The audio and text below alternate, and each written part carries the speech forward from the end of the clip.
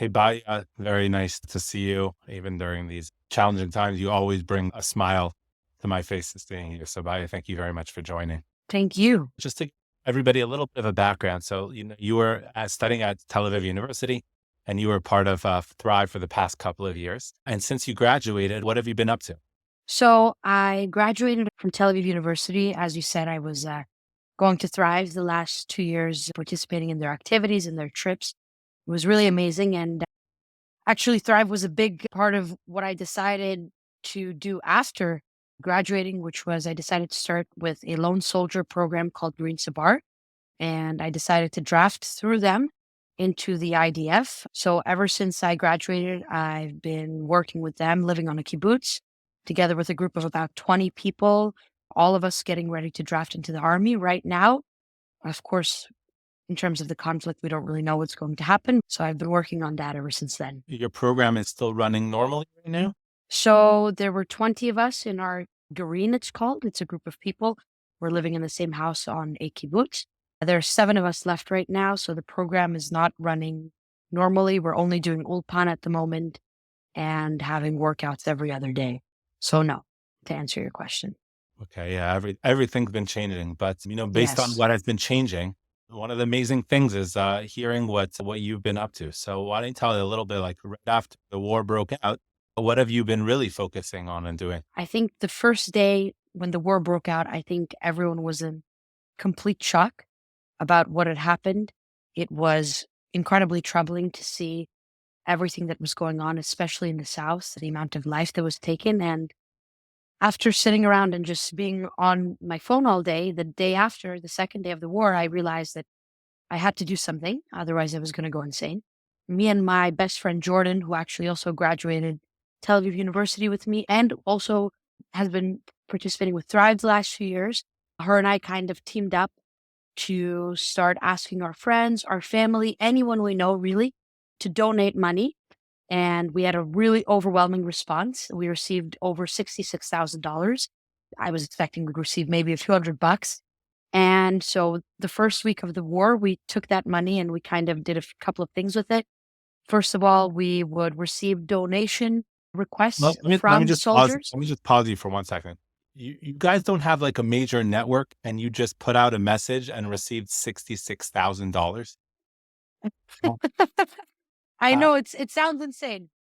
who did you send this to that you started getting this?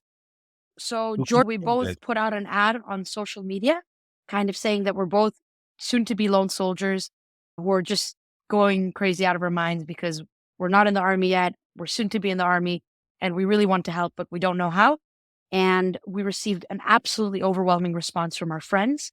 Friends of ours in Colombia would go around with signs, Columbia University, with our Venmo in New York, just asking people to send donations. Families reposted us on Facebook. All our friends reposted us on Instagram.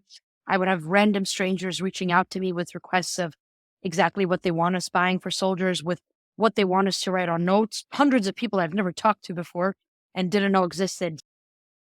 These donations especially go to show just how much our community came together during this just horrible, horrible time. And the fact that they were willing to trust me and Jordan, again, strangers, just because their friends had asked them or our families had asked them was just incredible to see. So, two Again, questions I just have.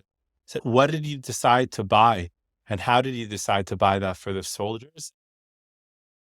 so there has been an enormous lack of equipment.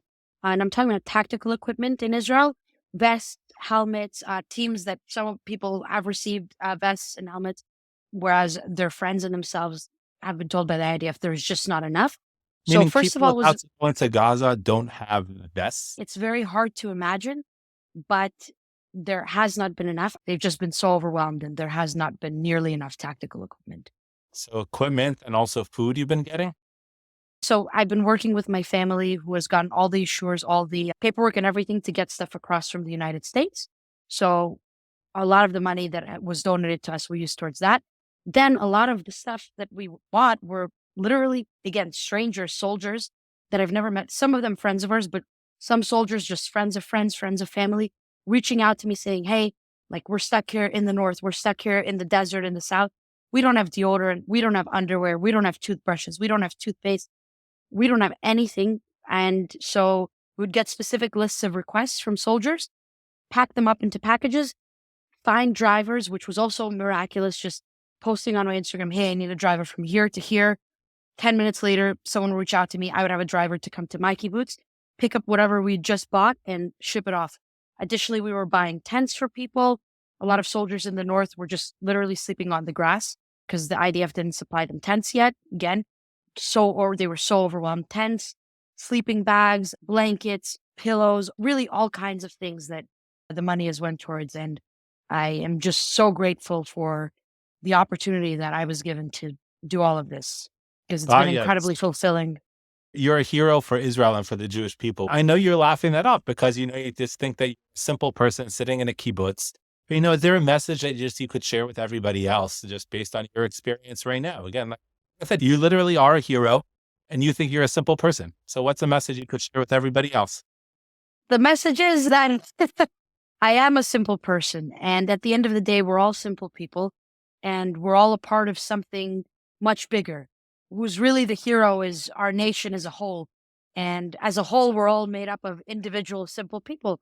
And our job is to just really try to come together right now and see what our friends need, even if it's emotional support, a shoulder to cry on, some money to send some food or some underwear to a soldier. We need to figure out what each one of us plays in terms of this bigger picture and do the best that we can. So I really encourage everyone to take this time and try to do something meaningful and create some light out of all the darkness. Thank you so much. We're really proud of you and Israel's really proud of you. Thank you, Rabbi Isaacs. Take We're care. lucky to have you guys. Thank you. Bye bye. Bye.